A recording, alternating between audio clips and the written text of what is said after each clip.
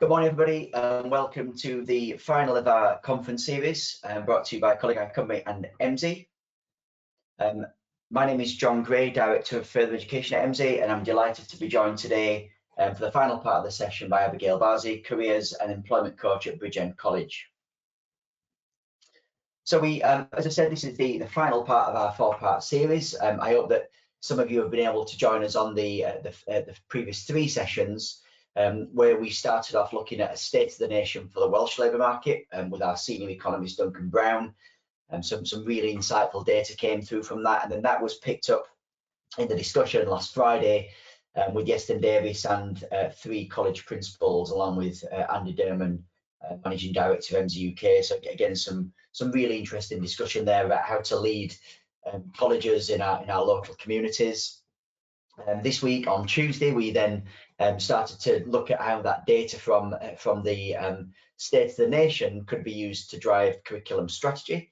And then today we're going to look at some of that similar data and a couple of new data sets and some other examples about how to use labour market data to drive careers insight. So that's going to be our focus for today's session. A couple of housekeeping things first. If you have any questions throughout the session, please put them in your question panel on the control panel. So you'll see there a little box for questions. So please pose through those throughout the session, and Abby and I will try and pick those up at the end. Also to be aware as well that the last three recordings, so the last three sessions have been recorded and they're all available online now. So if you wanted to watch those, then you can do so without having to register. So what we'll do is we'll send a link round afterwards, and you'll be able to access that. So a quick run through the agenda for today's session. We're going to have a very quick recap from session one. Important to get that kind of context and the data for the state of the nation. But what we're going to do then is I'll really consider why that's important for careers insight and why it's important for our students right now. We're then going to look at how to use LMI for careers insight, using Career Coach to deliver some careers insight, and then finish off with the case study from Bridgend College. So I've shared this on most sessions, and I think it's a really good example of not just a bit of kind of explaining Emsi's mission, but I like the diagram to explain why you use labour market information at all. And you know, thinking about this in the context of careers insight, the importance of jobs and skills and the data being at the heart of that diagram there, I think is quite clear. So thinking about you as educational establishments, so as colleges or training providers, and then really understanding that the labour market data, and then working then with people, so with your students, whether that's adults or young people or parents, to really understand where the in-demand skills, where the jobs of the future are going to be, and then that connects them into the employment market. So using the labour market data as that central point, as the baseline to have those conversations. So firstly, the impact of COVID, and we couldn't do any session, I think, at the moment without looking at this. And for those of you who joined the session, seems a long time ago now, but last week with Duncan, our senior economist, we went through some quite high level detail about the impact of COVID on the Welsh economy. If you didn't see that session, I'd urge you to go back and look at the recording of that. Some really interesting information in there. And so what I'm going to do is just kind of talk through a couple of those kind of key points that comes from this, and then summarize as to why this is important for our students right now. So first of all, a couple of things happening on this chart. The top section is looking at claimant count, so the unemployment figure, basically a subset of that unemployment figure, and what we can see there is that significant increase from March this year, when we went into that first lockdown, and a steep increase right the way up to May, and then we've just started to almost plateau now. So in terms of the colour coding, we have green as the UK and blue for Wales, so we can see proportionately Wales not quite as badly affected as the UK in general, but nonetheless still a big increase there in claimants. The bottom part of the chart is then looking at online job postings, and we use this as a measure to see how the economy is responding. Now, it's not the only measure, but what obviously, as you'll appreciate, if people are hiring, then they tend to be in a pretty decent place.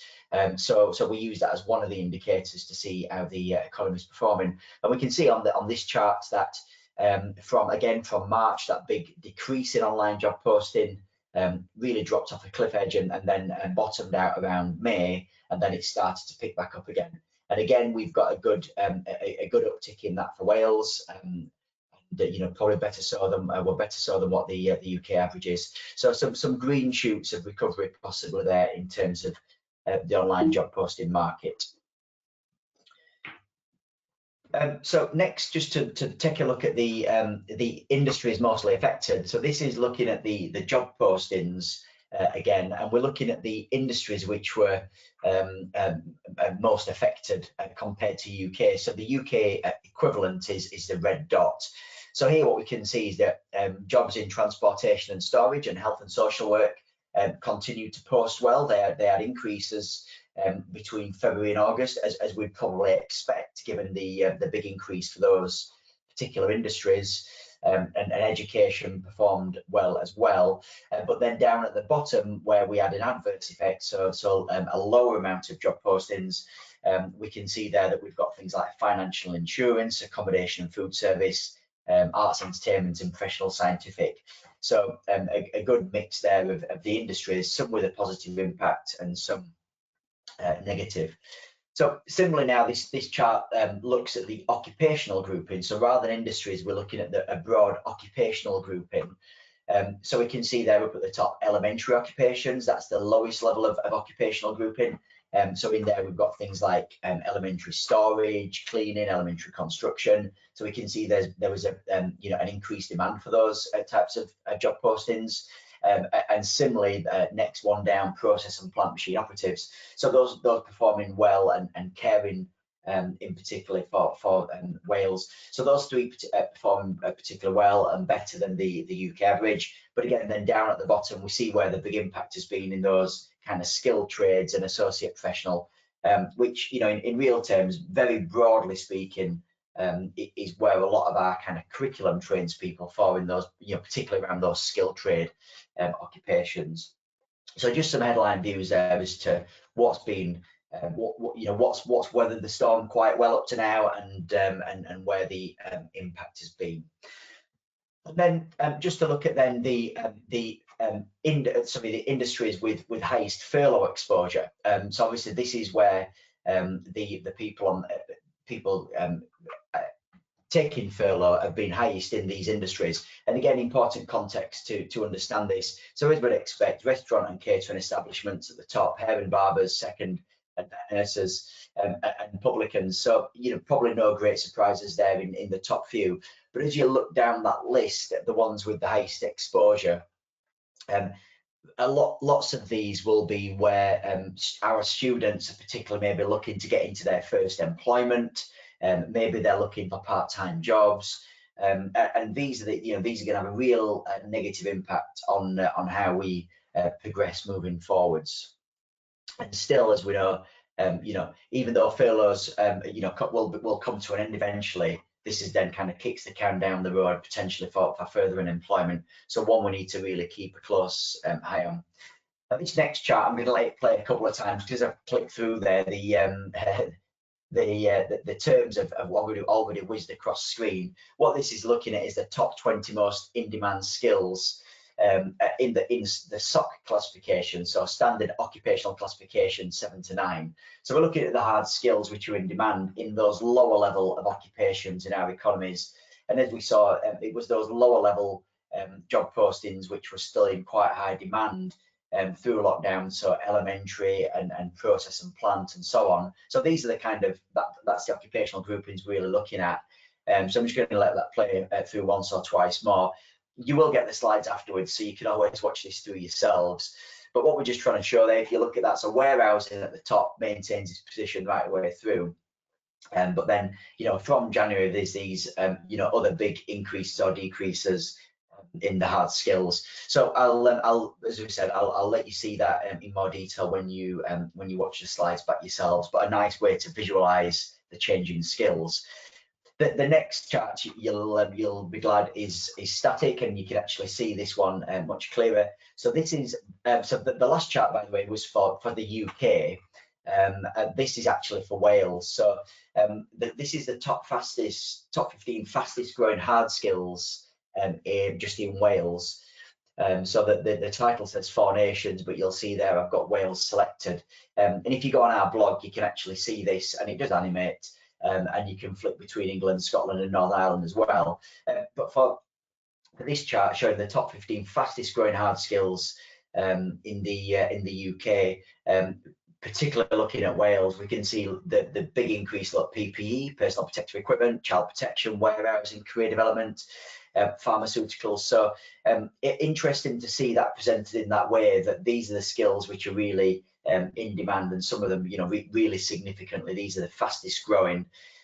So some that you probably would expect on there, but then we've got things like mental health that's really coming through, things like autism as well. I'm seeing in various parts of the UK. Mental health, though, seems to be coming through really strongly in lots of places across the UK. So yeah, again, useful context for our students to be aware of.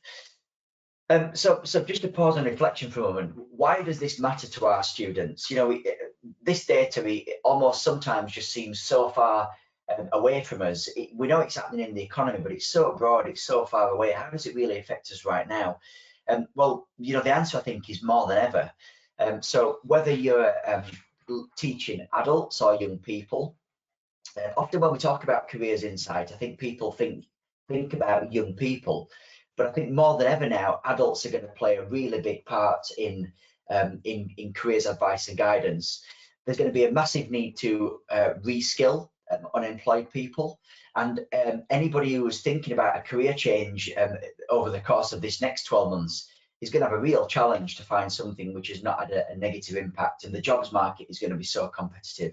So understanding what's happening in the labour market and where those opportunities might be is going to be critical for adults. We've then got young people, probably most people on the line that's going to be their main student body, and the impacts are going to be felt by young people for probably for several years. Listening to the radio this morning, one of the commentators on there was saying that the economy might not recover until something like 2024. So the effects of this are going to be long. But thinking about young people, they're going to be thinking about their first full-time employment. What's that going to be? What course do I need to help me to get there? What are the jobs going to be like in that industry by the time I actually get there? As we've seen already on the data as well, the part-time work that they might be searching for is going to be impacted. So if they need to work part-time whilst they're at college to pay the bills and support with family, that's going to be challenging to find that type of part-time work as well. So using this data, whether it's for adults or for young people, is going to be crucial to helping to help point them in the right direction and get a good grasp of what's happening in the economy. Now, for those of you who've watched the other sessions, remember, we're talking about labour market data here. That's what Emsi does, but we're never advocating just using the data. You'll be talking to employers. You understand your communities and the key stakeholders within that better than anyone. What we're just suggesting here is to use the data as a starting point to point you in the right direction and to give you that insight. And for today's session, we're going to be thinking about this in terms of some of the tactical uses, so looking at things like career coach to help you with that. But first of all, we're going to think about, well, how do you use that data to inform the strategy? So there's, you think about using this data to inform how you develop your career strategy, and then some of the tactics in which you can use to present that to your students.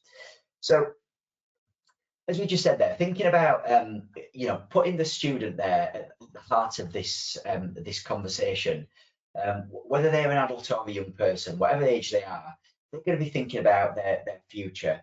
And there's so many things to consider. Thinking about the job that they want. What qualification do I need? How much do I need to earn? How much do I want to earn? what courses are available to me, who are the companies who are hiring around me, and what skills are in demand. That there's so many questions to consider when you're thinking about your future, whether that's going into employment right now or whether it's going into employment in 3 or 4 years' time. Those questions are still there. And what we try to do at Emsi is to give you the data that you need, various sources of data to underpin some of those discussions and decisions. So on the left-hand side, you've got the data that we use from largely from things like government sources and very structural data. And then we've got this really rich data that comes through with job postings, which gives us the analysis of hard and common skills. And as we'll see when we start to look at Career Coach, some of the live job postings. So we put all this data together. And then what we're trying to do then is help you to then signpost this data to your students. So putting that diagram back on again, thinking about putting the student at the heart of that and thinking about their future.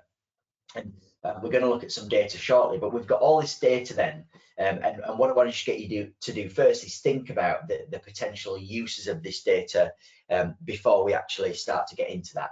So just in a few examples to name but a few, so we can use it in work experience. We can use the data to help to identify where work experience might be, where opportunities might be, and what the skills that are going to be needed by those employers. We can see things like which employers are actually recruiting and where those opportunities might be. I think one of the most significant ways in which we can use this data for careers insight is through marketing activities and marketing strategy, and we're going to touch on that quite a lot through today's presentation.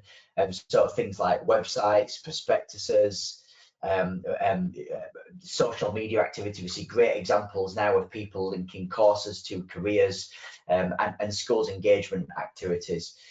So we work with lots of our clients across the UK to embed careers insight into schools engagement activities. And I think personally, I'm very passionate and a big advocate about this. The younger we can get that information to students, even from kind of late stages of primary school, and certainly from kind of 10, 11 years old upwards, just getting them thinking about what the future looks like.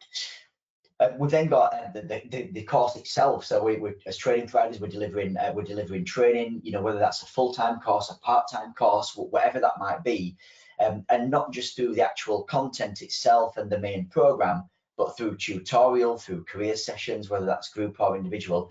There's so many ways to pull in this data, and that's why it's important firstly to think, what is our strategy? How are we going to use this data to inform students? Because there's so many ways in which we can do it. We need to have consistency and a clear direction of travel.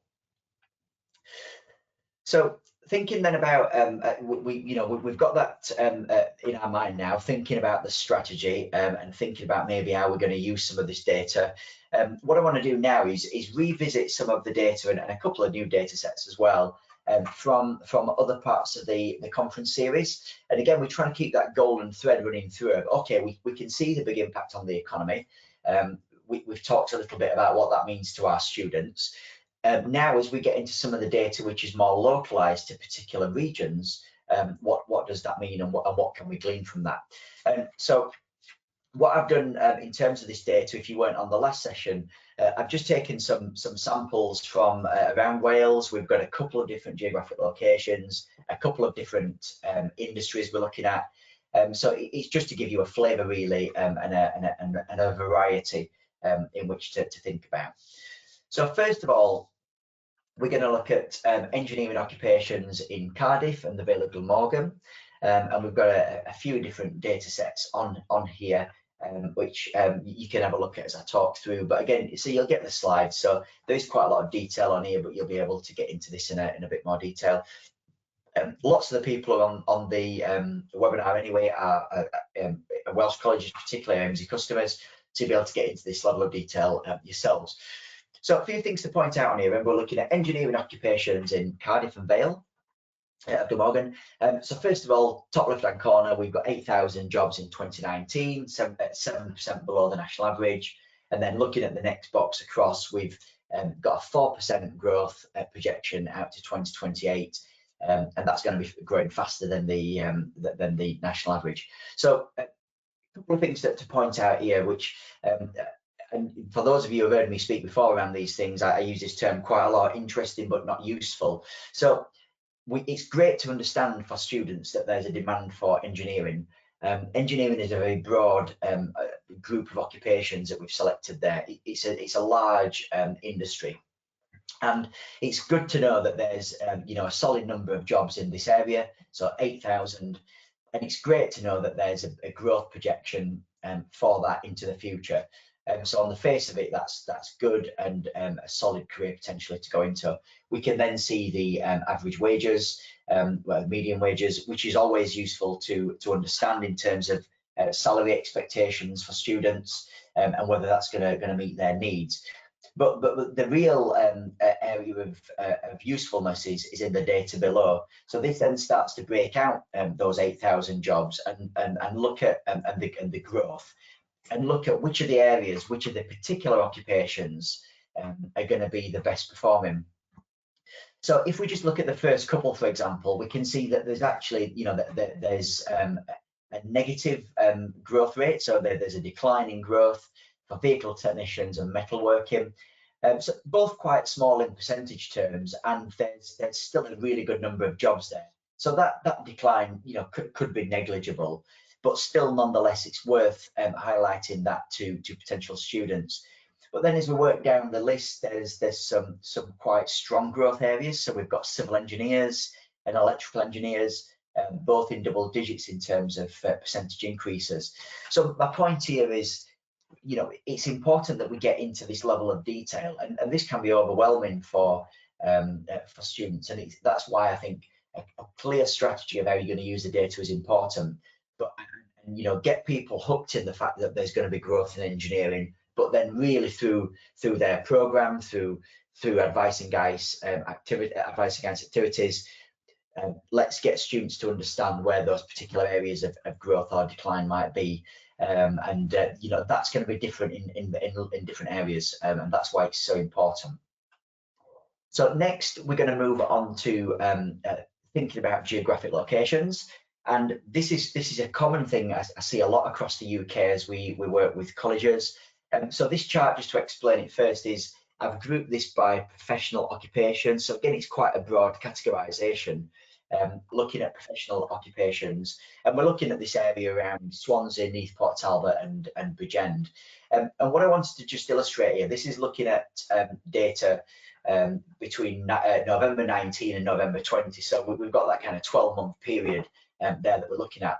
But when you look at the number of job postings by those three areas, you can see that significantly the jobs are in Swansea. Now, this is probably no surprise to people knowing this geographic area well, but particularly with young students, and I see this a lot, there's a number of factors we need to consider. One is their aspiration.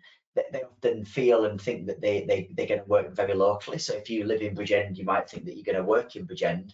And you very well might do, and we shouldn't kind of discourage people from that if that's what they want to do. But equally, there's this awareness about where the jobs might be, and the fact that you may have to travel for some of those jobs. So what I'm trying to show here on this chart is for those professional level jobs, you're looking at probably the high proportion of students are going to have to move into a different geographic location to undertake some of those professional jobs. And again, this varies significantly with different localities and different industries.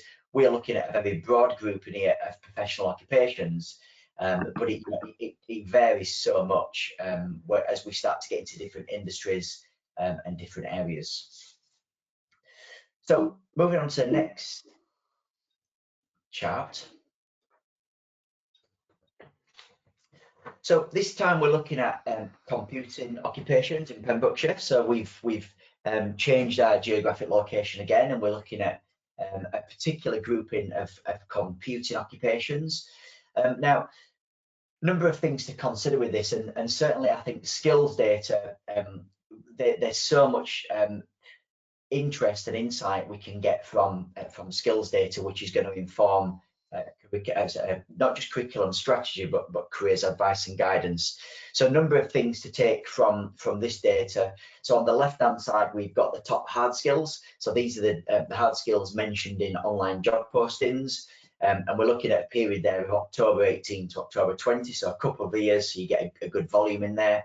And then the common skills on the right hand side, again looking at that same time period. So a few things that we can take from this. Firstly, that the hard skills are going to be critical in terms of the expertise and competence people need to do this level of technical work. So we can see there that CSS, cascading style sheets, Java language, Java programming script, HTML, for example, the top 3 skills there. So those are, largely around those types of programming activities, and we've got software development in 4th. So while somebody might be interested in computing, what it's important to do is signpost to them the main in-demand skills. Now, the first session this week, we touched on curriculum strategy, and we talked about just how important it is to develop these skills into the qualifications that you're delivering. So presuming you're doing that well, what we then need to do is tell students about those skills and why those skills are important, because we're not just making this up. These are taken from live online job postings and a high volume as well. So it's about making that connection with the skills that we are teaching in courses and why those skills are important to employers. So that's hard skills, but then common skills for me is often the most interesting thing to look at, and I spend a lot of time working with colleges around this. So if you think about this in the context of, if in a very competitive labour market, lots of students are going to have, or lots of, even not students, but people in work as well, will have some of these hard skills. So it's going to be a very competitive marketplace. Now, often the common skills are things which can be the difference maker. So if we start to look at those common skills, we get a feel for the kind of person that employers are looking at. So good communicators, good at solving problems and troubleshooting, good customer service skills and innovative, self-motivated. You start to get a feel for the type of person that's being looking for to be recruited, those skills that sit alongside those hard skills.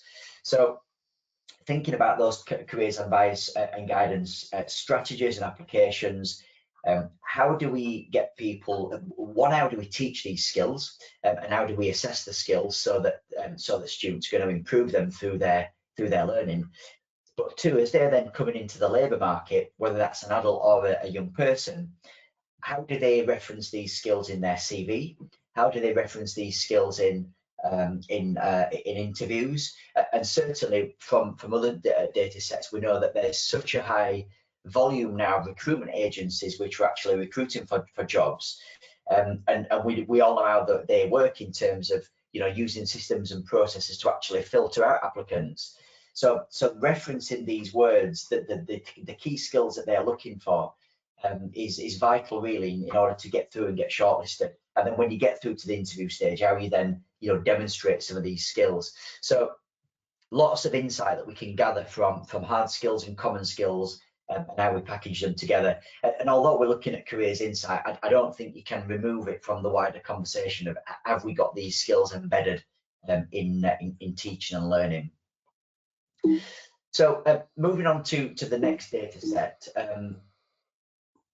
we've got then this idea of measuring technology risk, and again we talked about this in more detail in the other sessions.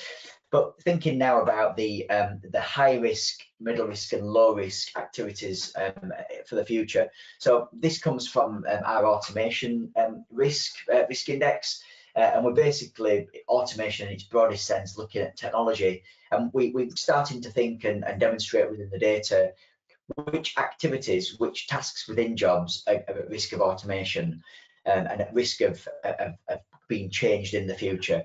So the reason why I want to flag this in this session is we think it's important to start signposting these to students, and particularly as you make changes to curriculum, getting them to understand why certain things are changing and what jobs of the future might start to look like. So if we look at the high risk category, we can see that these are tasks which we are saying that are at high chances of high risk of being automated in the future. We've got things like controlling machines, repairing and maintaining equipment, handling and moving objects. So if your curriculum is that, if that's within your curriculum, you're teaching people about those types of skill or activity, in the future those things are going to be far less needed because of automation. Whereas when we look at the other end of the spectrum, the lower risk, that they're the more interpersonal skills. So we've got training and teaching of others, we've got establishing and maintaining relationships, thinking creatively. So they're all those more interpersonal and creative skills. And you know, this is just data exercises, but we can certainly see, and you'll have real experience of this in terms of working with your students and employers, the greater need for those skills coming through, and less need for some of those more physical skills, as we refer to them. So the need to kind of start thinking about this in longer term careers advice and guidance strategies, and why skills are changing as they are. So moving on, hopefully that slot the presentation has been useful. So picking up that kind of headline data, understanding what that data means, how we use it in careers strategy to drive careers insight. And now what I'm going to do is just work through a few slides around the career coach tool, so Emsi's career coach platform, and just to get you thinking about how to deliver some of these messages in careers insight to adults and young people. Now, you don't have to have a career coach to do this. I'm using this because it helps us to articulate the points in the presentation, but the principles are the same. You know, you can still access this type of data and start to build it into your different activities that you undertake in the college. So first of all, a couple of a few benefits about the reminder of the benefits of career coach. Two main use cases: marketing and student recruitment, and then careers advice and guidance. In terms of the marketing aspect, you know, linking courses to careers is of paramount importance. As a parent, you know, I think as you start to work with your children to signpost that's something you always have in your mind, even if it's not at the forefront of the young person's mind at that stage. The careers assessment helps you to identify which careers you may be interested in quickly, and showing things like similar careers to what you might be interested in, good ways to broaden people's perspective. And then from the careers advice and guidance side, as we've seen, some kind of detailed LMI data on careers helps you to plan. Data is very specific to the region that you're working in, so as we know, the data can fluctuate so much between different areas, and then the ability to you know, create a profile and save CVs, and so on. But the big drive, and as I said, the principle of this, whether you use career coach or not, is to link the course to the career. And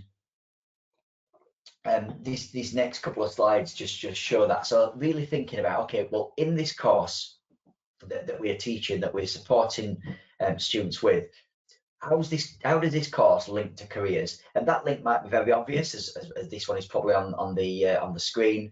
But they're not just about saying, okay, well, this job is going to get you into a certain career as a travel assistant, but then making that next leap and say, okay, well, what does that mean in terms of, are there jobs? Where are the jobs? What's the starting salary? What's the end salary? Is this a career destination for me? So it's really you know, worth spending that time and doing that analysis and starting to provide that data which links the actual course that you're teaching, and how that then translates into the career for the student. Now, there's different ways we're going to look at this. Sometimes it's looking at the long-term projections. Sometimes it's, if it's a young person, they might not be entering the labour market for 2 or 3 years, but sometimes it's more about getting the data that's about the economy right now, particularly for adults who are reskilling due to the crisis. So these next couple of slides, what I wanted to just show then is looking at Pembrokeshire College's career coach. So Pembrokeshire was one of the data examples I used looking at computing occupations. And so what I wanted to do there is just then kind of segue across into Pembrokeshire College's career coach platform. So it's using the same data. We've used the data from our analyst platform to put the slides together for the careers insight data on the previous slides. Now looking at the Career Coach platform, how that data is then presented to students. So here we're looking at programmers and software development professionals, so a very specific occupation, but we can then see the daily tasks that's going to be needed in that type of role, and then importantly, referencing back to the data that we looked at, we can see the top skills that employers are asking for, and that's, as I say, using the same data set that we've used before. So we can see there the top programming languages and so on that's needed for software developers, and then we can see the top companies who are posting those jobs in this particular area. So a great way to make that link between using the data for strategy, developing curriculum, advice and guidance activities, and then a very tactical way that of how we present that to the learner. And as I said, this is using Career Coach, but even if you didn't have the Career Coach tool, still encourage you to think about how you present this data to your learners.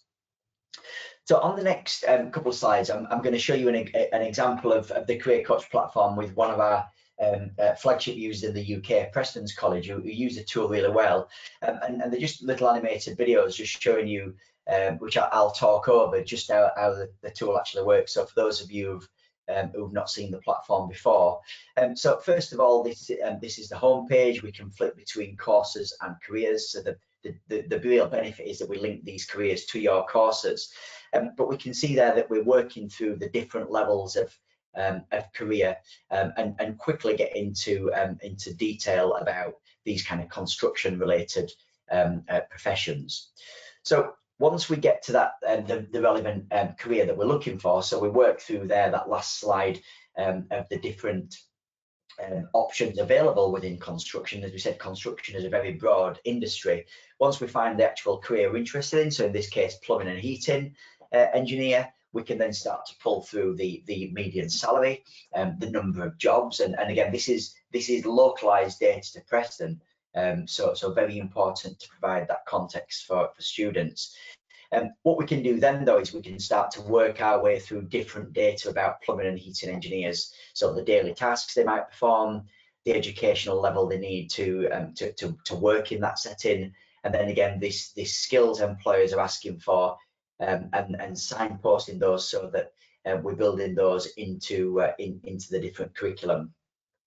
And then more importantly, probably for adults looking to get into the workplace right now, we then list out some of the jobs in the market in the local region. So that these are real-time live job postings, so they can make that connection, make the connection from a career they might be interested in, whether there's a long-term demand for that career, what the salaries are, and so on. And then if they want to make that next step, we then quickly bringing in the real-time job postings alongside that, so that people can then apply for those jobs.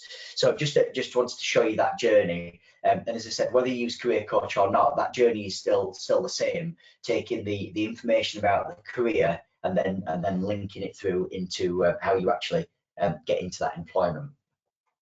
So last couple of slides in terms of this, just looking at a couple of other examples of how to think about integrating careers information into your, this example is a website. So this is from Brooklands College, again over in England. I really like how these guys have presented this. So when you hit their website, you can actually decide whether you want to choose a course or whether you want to choose a career. And if you choose career, so there is the example shows a chef, that would then take you across into their careers data about what it is to be a chef, and ultimately will link it back to their course. But you know, as we know, many people, particularly young people, they have an idea about what they want to do as a career, but they've not yet thought about that detail of a course. And as a marketer myself, I know it's often the wrong way around how we present information for colleges. We talk about courses, but that's the end point for a lot of people. Is what they want to really do is they need to know about their aspiration for careers first. So a nice example there. And then this example is integrating that kind of careers data into a website. So here we can see, relating to a plumbing diploma level 2, we can see then a number of different bits of LMI, the wage potential, the number of new job opportunities, You know, you can search for similar careers. So again, nice ways to present this information. And this could be on an external website, or it could be on, you know, more of an intranet, and you know, presenting that information to people. But the main thing is we're getting people thinking. We're linking the labour market data to courses, which is going to help us with that that careers journey and careers insight. Another example is of how to kind of link this data through is building it into your kind of lesson planning activities. So these resources are available from Emsi. If you drop me an email, I can email you these through as PDFs. So a couple of examples just to get you thinking about lesson plans which can help around a student engagement session. So by that is things like you know, schools engagement, delivering a session to younger students and getting them thinking about their careers. And there's some activity sheets as well to complete with that. And then some ideas around a lesson plan for a career session. So getting people thinking about their careers goals and then how that works through into a session and developing their ideas. So happy to share those if that's useful. But again, just trying to give you ideas of, we talked earlier on about some of these ways in which to integrate the information, just to show you some actual physical examples of how we and customers have done that. So last couple of things to finish off before we move into today's case study. I think the other side to this is about the data that we then use to drive our careers insight. So this time, rather than looking at labour market data and the demand, what I've just got here on these next couple of slides is some data which is driven from the Career Coach tool. So those of you who use Career Coach will be familiar with this, but we capture the data of people who are actually using the tool. So we can see the number of visits in this case that a Career Coach platform has had. But most importantly, we can then see the top careers and courses and top favorited careers and courses which students are actually looking at. So what that allows us to do then is target our careers advice and guidance more in a more appropriate way, responding to the needs of the users by understanding what are the top careers at that time. And I certainly know from looking at this across the UK that the demand has fluctuated from what colleges usually experience to probably different types of careers as we enter this COVID world or world post-COVID. So having this information about student demand can be really beneficial.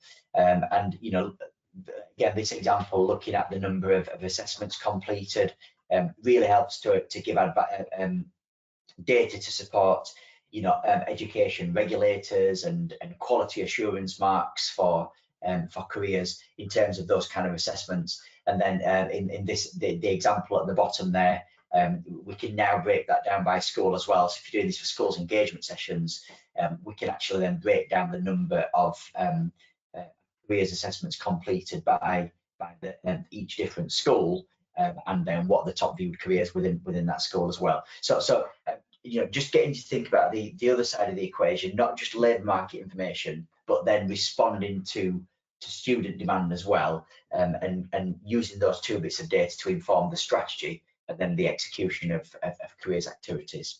So I'm going to stop talking for a while now. I'm delighted to hand over to Abby from Bridgend College, who's going to take us through a case study of how the guys down there are using Career Coach. So I'm going to hand over to Abby now, and then I'm going to come back at the end for to answer any questions that you may have. So over to you, Abby. Hello, right, I'm just going to switch slides.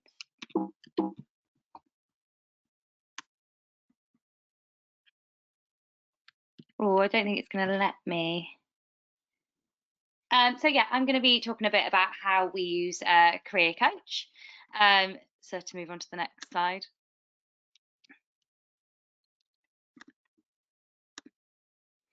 So we'll start with just a bit of an introduction, and then I'll go on to start talking about how we use Career Coach in Bridgend College, the benefits of it and what we found useful, and then I'll open up to any questions that you might have about the tool. So my name's Abigail Bassie. I work for Bridgend College, which is a college in South Wales that offers further education and higher education courses, apprenticeships and work-based learning.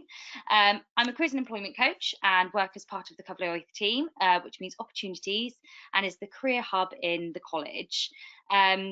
We work with students and employers to enhance careers education, promote work-related opportunities and enable talent pipelines to business. That's a bit about what I get up to.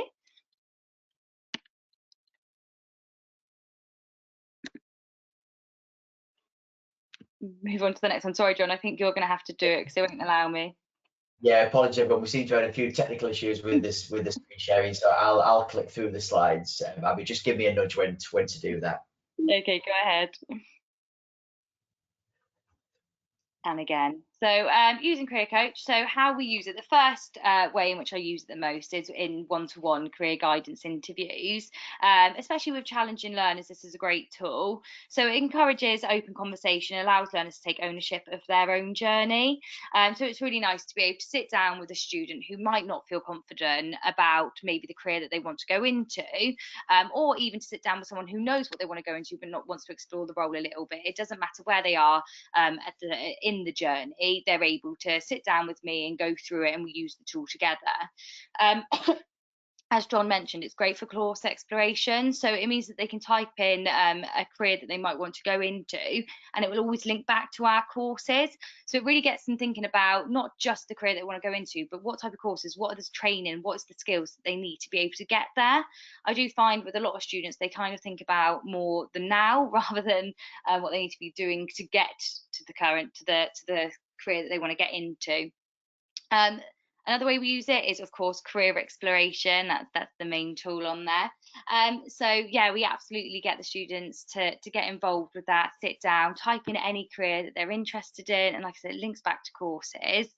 And what's really great is that you can type in very vague terms and jobs, and it opens up links and options for the student, encourages them to think more openly about careers as a whole, rather than just this is, got my blinkers on and this is what I want to do. It allows them to open that up.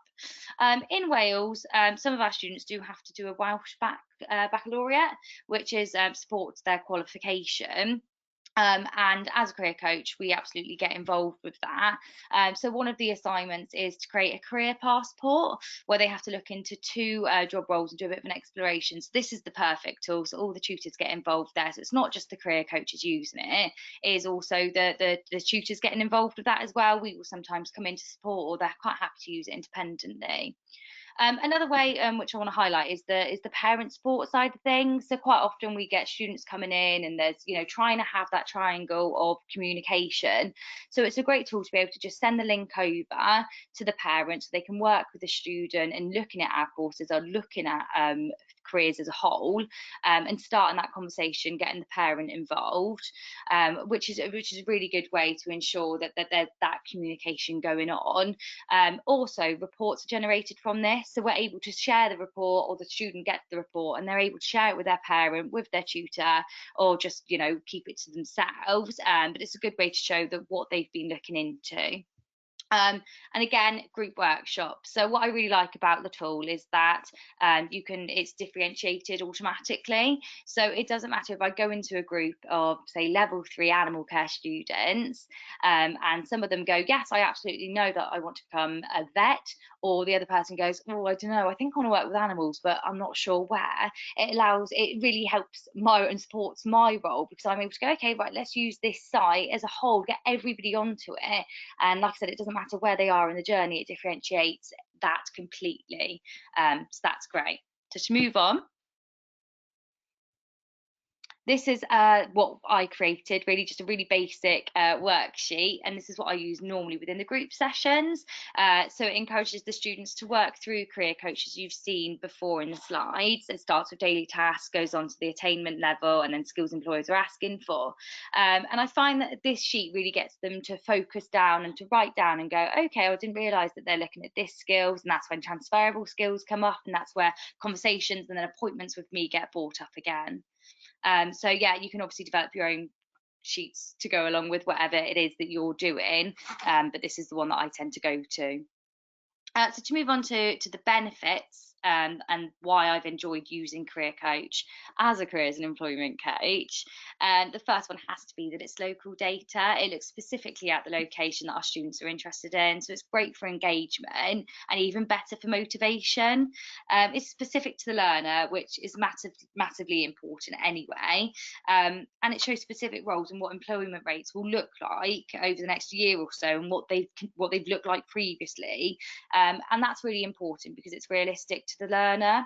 So to just focus on that a little bit more, we've been working with UCAS a little bit and found out that the actual biggest search term on UCAS for Welsh students is that they want to stay at home. That's what they're searching for. They're clicking on the button that says, you know, the university is local to them, and that's really important for us to know that, because that means that the jobs that they're probably going to be looking into to getting, whether it's part-time, full-time, or their general career that they're going for, they're probably wanting to be based in Wales. So to the fact that we've got a tool that actually pins points into the region, it allows them to kind of have that ownership of, oh, actually, okay, this job is realistic and I might be able to get into that. And I think that's a really good motivation point for them. Secondly, sorry, I have to say the dreaded word COVID. With the current circumstances, it's great that it's a virtual tool. They don't need a career coach or a tutor or a parent to use Career Coach at all. They can absolutely log on themselves. They can get through it and work through it. It's such a simple tool. It's not hard to use. Very user friendly, which is great. So it allows them to do this from home, from college, on their phones, on their laptops, and I think that's really important at the current circumstance, that it's accessible to everybody. Thirdly, the career assessment tool. It's such a good conversation starter. I often get students in who really are struggling to open up. It's a big thing for a young person to be able to sit down and say, this is what I think I want to do, or this is how I'm feeling. And quite often those conversations don't happen. They do find it awkward. They do find it hard. So being able to sit down with them on a computer and going, okay, have you done this assessment? Let's sit down. There's 6 questions, 30 questions, or 60 questions. So automatically differentiation again. If you've got someone who's more confident, we go straight in with a 30 or 60 second question assessment. But for the more challenging, I can go, right, let's just do 6 questions. Let's start talking about what it is that you like and your interests and your passion. And that's where their career then is built from. And that's where they get to thinking about the different careers. And that's definitely come from their passions and their interests because of the assessment. And I think that's really, really important. And then lastly, signposting from our website. That's a big one for us of how the students were going to be able to access it. And not just our students, but, you know, people potentially coming to us or leaving us, you know, making sure that it's accessible for all. So we have a website, our ColegauCymru website, which has lots of different support available on it. And this is one of the tools on there. They can literally just click onto our website and Career Coach is there. So it's really accessible. So that was a massive important part for us. And to move on. So this is a student called Martin Blacker. It's about 30 seconds long. I've used Career Coach with Martin in some group sessions. He's a civil engineering student in his final year now, so looking at doing a HND next year. So I went in. He's one of the students who's doing the Welsh back qualification. And so we had a meeting the other day, actually, a quiz meeting. So I said, would you mind doing some feedback for me on how you've used Career Coach? Just talk openly about it. And he's definitely enjoyed using it. So we'll play that for you now. My name is Martin Blacker. I study construction and the built environment at Bridgend College. I was introduced to Careers Coach through Bassie, and that's one of my lecturers. I found the tool very useful with regards to employment details and the requirements regarding wages, the qualifications needed for my career goals and other courses linked to my career. The data used for Careers Coach, it's a local area, so it's geographical location, and it's very realistic and very user friendly. I myself struggle with computers, but the platform is easy to navigate around, which makes it easy to use. Overall, I found it enjoyable to use, the Career Coach, and I would recommend it to anybody else, and I would use it again in the near future, no problems.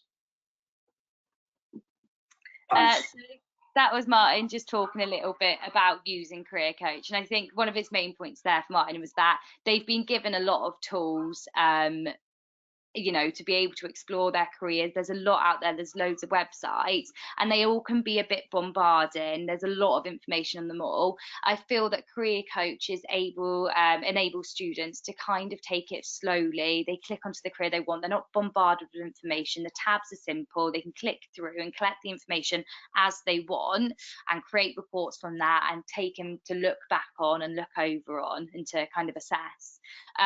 So yeah, a little bit there. So I'll open up questions now. If anybody's got anything to ask, please ask away about how we use Career Coach and the benefits of it. That's brilliant. Thanks ever so much, Abigail. Really interesting session, and great to see some of those uses there, and feedback from the students is really great to hear. So I'm just going to open out now to questions. We've got a few questions come through in the question panel.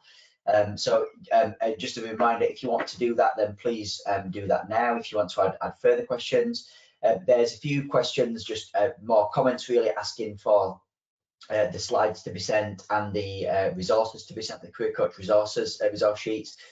So we'll send those through later. So on to questions. I'll pick these first couple of questions up.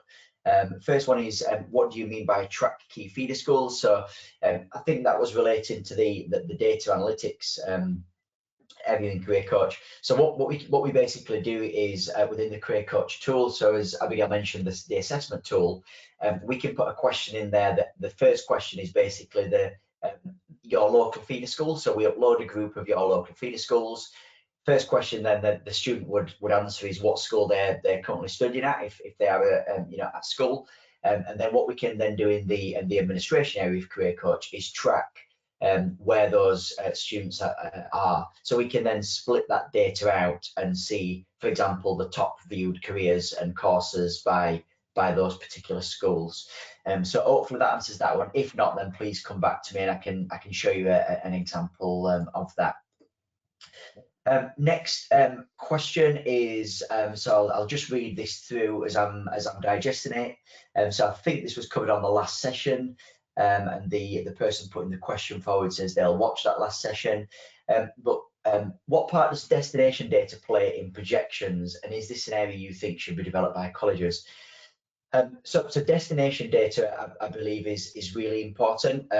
So before my time at Emsi, I was on the executive team at a couple of colleges in England, and certainly I think destination data played a huge part then in terms of how I developed the kind of marketing strategy and the curriculum strategy. We don't actually collect destination data at Emsi. I think that tends to be done very differently in different colleges. But what we do have is information on profiles. So we have analysis of social profiles as an example. So things like LinkedIn, publicly facing job boards where there's CVs, and we do analysis of that to see what skills students say that they have and what occupations they've gone on to. So more than happy to do a demonstration of that sometime for the person that asked that question, if you want to drop me a line afterwards. So a couple more comments coming through. I've just got try and do it the last couple of these.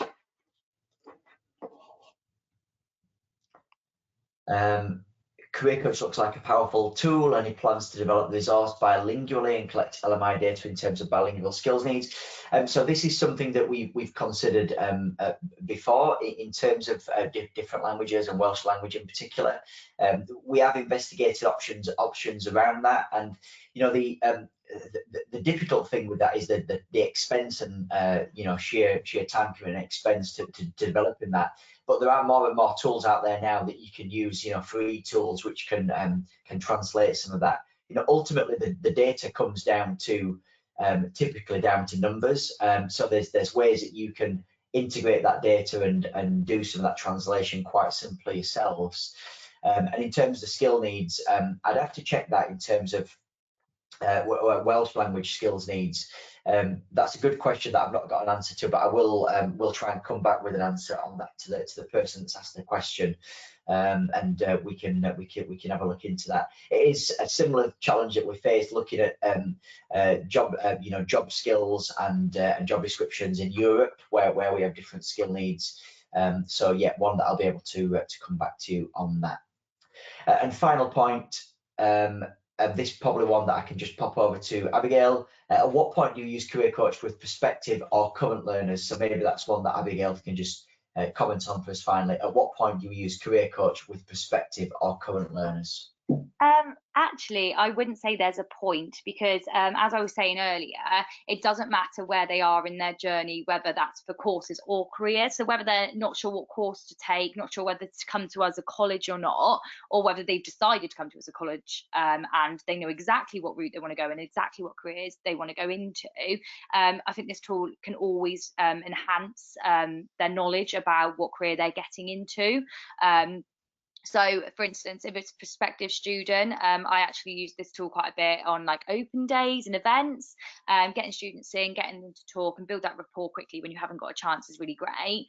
Being able to sit down with them and just typing in careers, just doing a little career assessment and getting them thinking about what they enjoy from a starting point of view, but also someone who comes in and says, right, I know that I want to be in the police force, so I'm guessing I have to do public services. And I say, oh, okay, so what do you want to do? What kind of level do you want to go into the police force? Is there anything specific that you're looking at? And then they go, oh, I'm not sure actually. And that's someone who's quite focused, and I'm able to then sit down with them, use Career Coach as a tool to guide them, and almost set up like a 5-year plan of looking into courses that they're currently going to go on to with us, then potentially onto universities, and the apprenticeship schemes all get brought up. So I find that it doesn't matter